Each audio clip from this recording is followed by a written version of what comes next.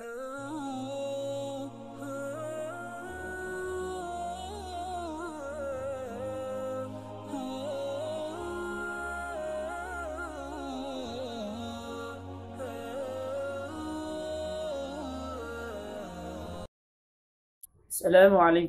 warahmatullahi wabarakatuh.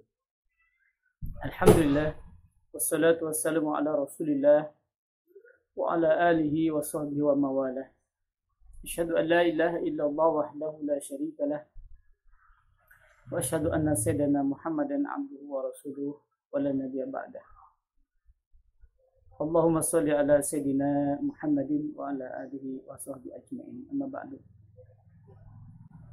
Sahabat ngasih yang dirahmati Allah Subhanahu wa taala, alhamdulillah kita berjumpa kembali dalam kajian yang sederhana ini. Semoga bermanfaat. Saudara-saudaraku, sahabat ngasih yang dimuliakan Allah Subhanahu wa taala, Allah turunkan Al-Qur'an dengan segala kelebihannya atau kemujizatannya. Di samping Al-Quran itu adalah satu mujizat yang Allah turunkan kepada Nabi Muhammad SAW sebagai mujizat yang utama. Juga Al-Quran memiliki kelebihan-kelebihan yang lain, baik dari sisi uslubnya, gaya bahasanya, susunan katanya, dan juga yang lain, termasuk dalam keindahannya. Al-Quran memiliki keindahan dan susunan kata-kata yang melebihi yang lain, melebihi puisi-puisi prosa-prosa yang ada saat itu. Saudara-saudaraku, sahabat ngasih yang dimuliakan Allah Subhanahu wa taala, kita diperintahkan oleh Allah, diperintahkan oleh Rasulnya untuk menghiasi Al-Quran. Kenapa?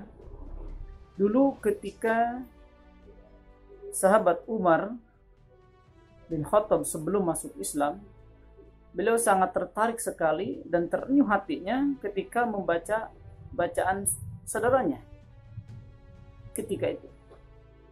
Artinya apa?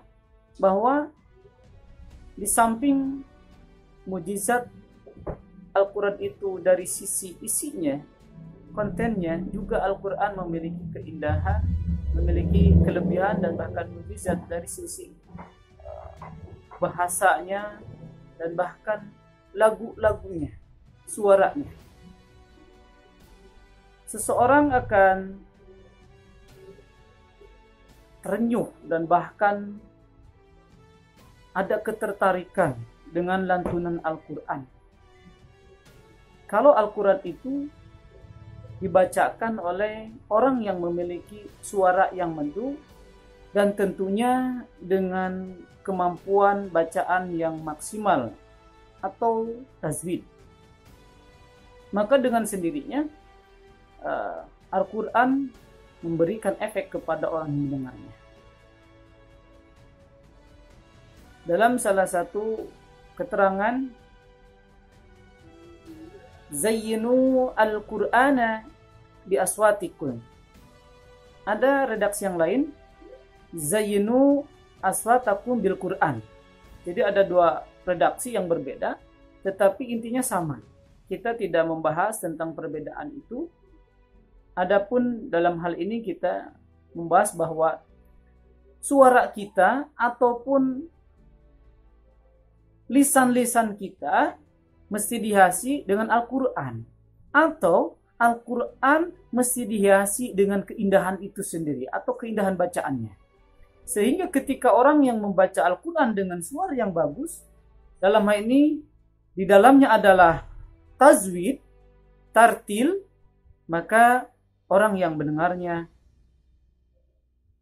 akan mendapatkan sesuatu yang mampu menggetarkan jiwanya, yang mampu mendorong seseorang untuk ketertarikan terhadap Al-Quran. Sahabat ngasih yang dimuliakan Allah Subhanahu wa Ta'ala, bahkan satu hadis mengatakan, riwayat Bukhari, kata Rasulullah, laisa minna man lam yataghanna bil Quran.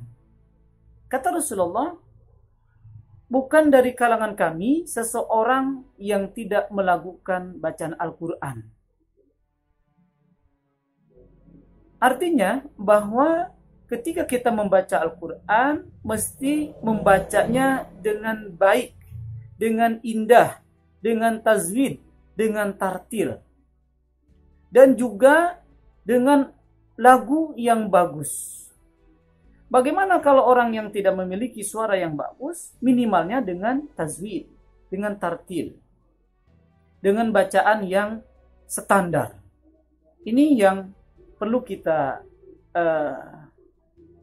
usahakan, sehingga bacaan Al-Quran yang kita baca, baik pada diri sendiri ataupun orang lain, mengandung unsur, mengandung hikmah dari suara-suara yang kita baca. Sahabat ngasih yang dimuliakan Allah Subhanahu wa Ta'ala, tentunya kita semua memiliki keterbatasan dalam hal ini, dalam hal suara ataupun lagu atau nagom. Tetapi ada standar, ada batasan standar, batasan minimal. Apa itu? Tajwid. Tentunya ini tajwid harus kita kedepankan. Walaupun seorang membaca Al-Quran dengan suara yang standar saja ataupun kemampuan yang biasa saja, tetapi ketika membacanya dengan baik, dalam hal ini ilmu tajwidnya baik, makharijul hurufnya bagus, maka seseorang yang mendengarkannya pasti mendapatkan sesuatu yang lebih dibanding seseorang yang membaca suaranya tidak bagus, tidak memiliki lagu, dan bahkan tidak memiliki kemampuan dalam ilmu tajwidnya, maka orang mendengarkan biasanya mungkin merasa kurang pas. Nah, sebagaimana ketika kita menjadi makmum dalam sholat berjamaah, ketika kita mendengar suara imam yang bagus bacaannya, sebagaimana yang sekarang banyak, kita yang menjadi makmum akan tersentuh hati kita, bahkan bisa, kalau dihayati, bahkan bisa meneteskan air mata. Nah, ini yang Rasul sampaikan kepada kita. Mari bersama-sama kita hiasi Al-Quran itu dengan keindahan-keindahan suara kita ataupun dengan tajwid, dengan bacaan-bacaan yang benar. Ini yang bisa Al-Fakir sampaikan, mudah-mudahan bermanfaat. Apa yang Al-Fakir sampaikan, hadanallahu wa ikum ajmain, wallahul muwaffiq ila aqwamit thoriq. Assalamualaikum warahmatullahi wabarakatuh.